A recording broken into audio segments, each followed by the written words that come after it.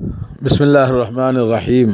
دوستو بھائیو، آپ کو ایک ایسے آنے والے خطرے سے آگاہ کرنا چاہتا ہوں جو مستقبل میں بہت بڑا انہوں نے ہمارے لیے خطرہ بنا رکھا ہے دین کے اعتبار سے۔ وہ ہے شیعہ رافضہ، اللہ ان پر لعنت برسائے۔ وہ اہل سنت کے طاق میں رہتے ہیں اور یہودیوں کی بنائی ہوئی یہ شیعہ رافضی جماعت وہ ہمیشہ یہ چاہتے ہیں کہ اہل سنت دنیا سے ختم ہو جائیں، اور ان کے لیے نت نئے معاملات اور مکاریاں وہ کرتے رہتے ہیں۔ یخادعون اللہ وخادعهم، یہ دھوکہ دیتے ہیں اللہ تعالیٰ کو، اللہ انہیں دھوکہ دیتا ہے۔ تو یہاں پر ان کے اخلاق اور ان کے معاملات اور ان کی خوبصورت چیزیں یا اچھے معاملات کو دیکھ کر دھوکہ نہیں کھانا چاہیے، بلکہ ان کے حقیقی عزائم سے اور ان کے جو خیالات ہیں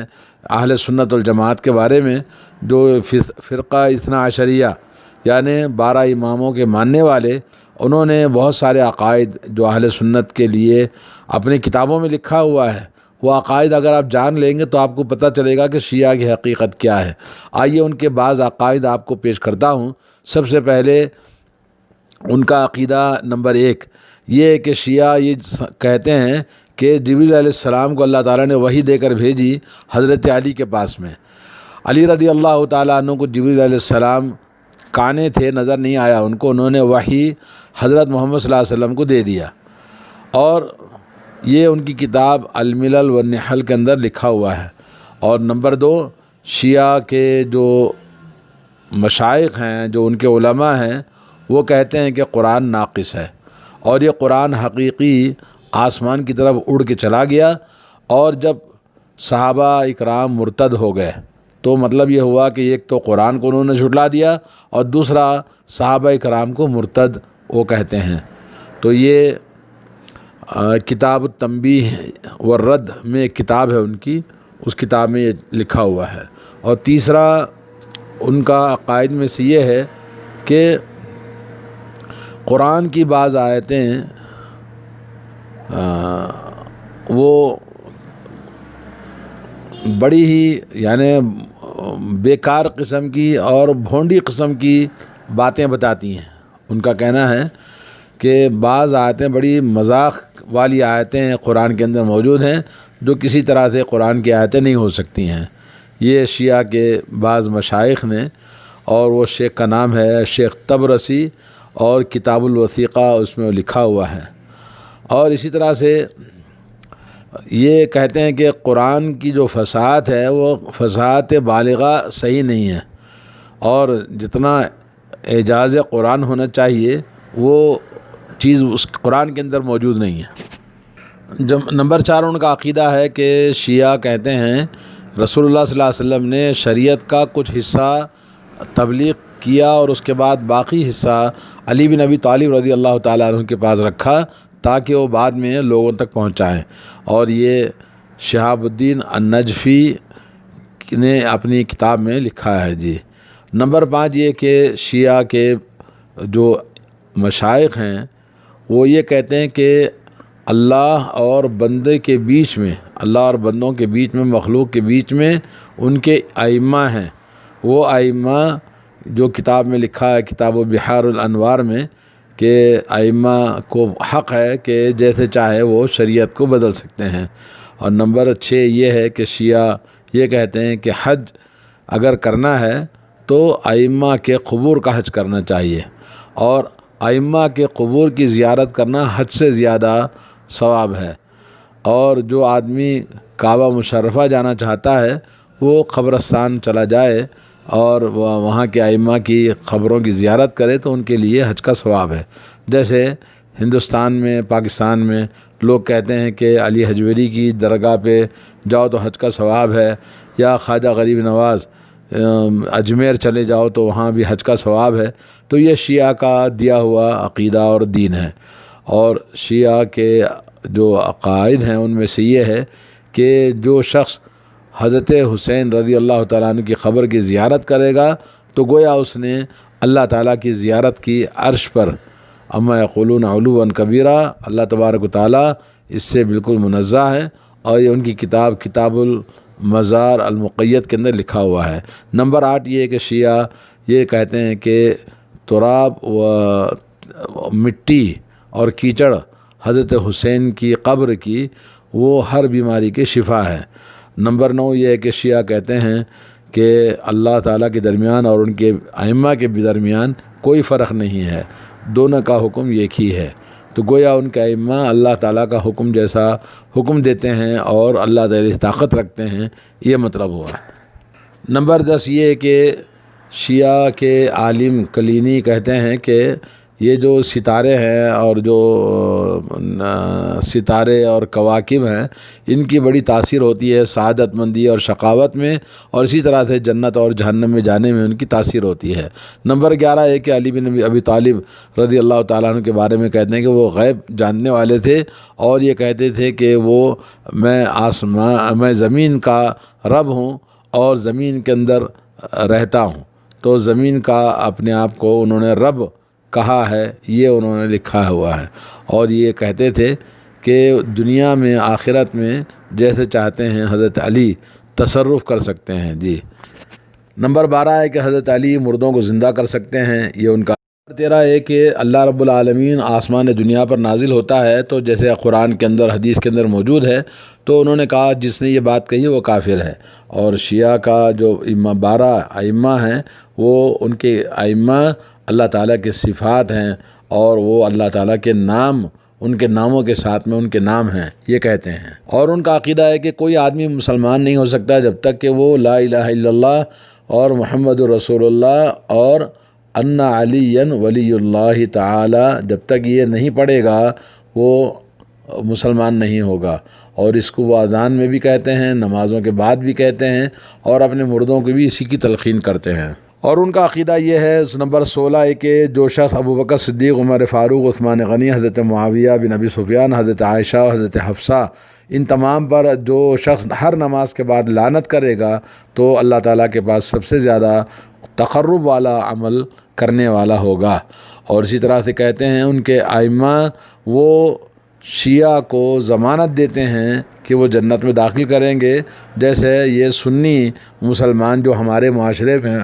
مسلمانوں کے اندر جو شیعہ کے علاوہ بریلوی لوگ ہیں، ان کے ائمہ بھی یہی بات کہتے ہیں، جیسے بہت سارے لوگ جنت کا عہد نامہ یا اس طرح کی چیزیں لکھ کر دیتے ہیں جو کہ عقائد شیعہ سے تعلق ہے۔ اور اسی طرح سے شیعہ نمبر 18 یہ کہتے ہیں کہ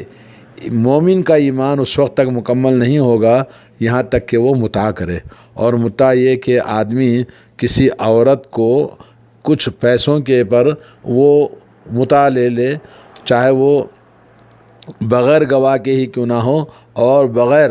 ولی کے بھی کیوں نہ ہو، اور وہ نعوذ باللہ بعینہ زنا کو انہوں نے مطاع قرار دیا اور ایمان کی تکمیل قرار دیا ہے۔ اور جو شخص مومن عورت کے ساتھ مطاع کرے گا تو گویا اس نے کعبۃ اللہ کی 70 مرتبہ زیارت کرنے کا ثواب اس کو لکھا جائے گا۔ یہ کتاب مصباح التہجد میں للترسی کے کتاب میں لکھا ہوا ہے۔ ان کے امام خمینی کہتے ہیں کہ ہر طرح کا استمتاع مطاع کرنا، چاہے وہ کہیں بھی چھو لے شہوت کے ساتھ میں اور کہیں بھی شہوت کے ساتھ میں لگا لے اور رانوں کے بیچ میں رکھ لے، کہیں بھی اس کو، چاہے وہ دودھ پیتی بچی ہی کیوں نہ ہو، اس کے ساتھ میں کوئی بھی مطاع کا حرام کام کرنا ان کے لیے باعث ثواب ہے۔ نمبر 20 یہ کہ خمینی کا کہنا ہے کہ سید الشہداء حضرت حسین پر رونا اور ان کی مجالس حسینیہ میں بیٹھنا، اس کا قیام کرنا، اسی نے اسلام کو 14 صدیوں سے حفاظت کیا ہوا ہے۔ جی اسی طرح سے شیعہ کے مشائخ کا کہنا ہے کہ ملائکہ اللہ تعالیٰ نے نور سے پیدا کیا، وہ ان کے ائمہ ہیں، اور ان کے وظائف، ان کا عمل یہ ہے کہ وہ حسین رضی اللہ تعالیٰ عنہ کی قبر پر رونا، اور جو حسین علیہ السلام یا حسین رضی اللہ تعالیٰ عنہ کی قبر پر روزانہ 4000 فرشتے روتے رہتے ہیں قیامت تک، اور ملائکہ اللہ تعالیٰ سے پوچھتے ہیں کہ وہ انہیں حسین رضی اللہ تعالیٰ عنہ کی قبر کی زیارت کرنے کی اجازت دی جائے، اور وہ فوج در فوج قبر پر نازل ہوتے رہتے ہیں۔ شیعہ کے عقائد میں سے یہ ہے کہ ان کے ائمہ وہ وحی کے ذریعے ہی بات کرتے ہیں، ان کا کہنا سب وحی ہوتا ہے، اور وہ فرقہ امامیہ یعنی دین اثنا عشریہ امامیہ کا یہ اہم عقیدہ ہے کہ ان کے ائمہ وہ وحی سے بات کرتے ہیں۔ اور اسی طرح سے خمینی کہتا ہے کہ حکومت اسلامیہ وہ ان کے ائمہ کے لیے ہے، اور یہ اس میں نہ کوئی فرشتہ نہ کوئی پیغمبر اس میں دخل دے سکتا ہے جو ان کے اماموں کو حاصل ہے حکومت اسلامیہ میں۔ خمینی کا کہنا ہے کہ خمینی کے ماننے والے کہتے ہیں خمینی نبی اللہ موسیٰ علیہ السلام سے بھی زیادہ افضل ہے، اور ان کے عقائد میں سے یہ ہے کہ شیعہ یہ کہتے ہیں کہ میت جب قبر میں دفن کرتے ہیں تو سب سے پہلے سوال حب آل بیت کی محبت کے بارے میں سوال کیا جائے گا، اور یہ کہتے ہیں کہ اور ان کا عقیدہ ہے شیعہ کا کہ نبی علیہ الصلوۃ والسلام کی وفات کے بعد سارے صحابہ مرتد ہو گئے سوائے 4 کے، حضرت سلمان فارسی، دوسرا نمبر ابو ذر غفاری رضی اللہ تعالیٰ عنہ، تیسرے مقداد ابن اسود، اور چوتھے ہیں عمار ابن یاسر، اور یہ 4 کے علاوہ باقی سارے صحابہ مرتد ہونے کا ان کا عقیدہ ہے۔ اور شیعہ کے عقائد میں سے یہ ہے کہ جب ان کے یہاں منافقین کہا جاتا ہے تو اس سے مراد صحابہ اکرام ہوتے ہیں، اور ان کے عقائد میں سے یہ ہے کہ ابوبکر صدیق رضی اللہ تعالی عنہ جنہوں نے نبی علیہ الصلوۃ والسلام کی خدمت کی ہے، تو کہتے ہیں وہ اپنی عمر سے زیادہ بتوں کی پرستش کی ہے، بتوں کی خدمت کی ہے، اور بتوں کی عبادت گزار تھے، اور ان کا ایمان یہود و نصارہ کی ایمان جیسا ہے، اور رسول اللہ صلی اللہ علیہ وسلم کے پیچھے نماز پڑھتے تھے، اور بت ان کے گلے میں لٹک رہا تھا اور اسی پر وہ سجدہ کرتے تھے۔ یہ ان کا کہنا ہے حضرت ابوبکر کے بارے میں۔ ابوبکر صدیق رضی اللہ تعالیٰ عنہ کی شان میں اس طرح سے کہتے ہیں، اور یہ کہتے ہیں کہ اللہ تعالیٰ کی لعنت ہو عمر بن خطاب رضی اللہ تعالیٰ عنہ پر، اور یہ کہتے ہیں کہ وہ ہجڑے تھے، اور یہ کہتے ہیں کہ وہ ان کا علاج جو ہے وہ منی کے ساتھ ہوتا تھا، اور اسی سے ان کا علاج کیا جاتا تھا۔ یہ اس طرح کا عقیدہ بد عقیدگی ان کی ہے۔ اور شیعہ کا عقیدہ ہے کہ ابوبکر صدیق اور عمر یہ دونوں موسم حج میں اپنے آپ کو یعنی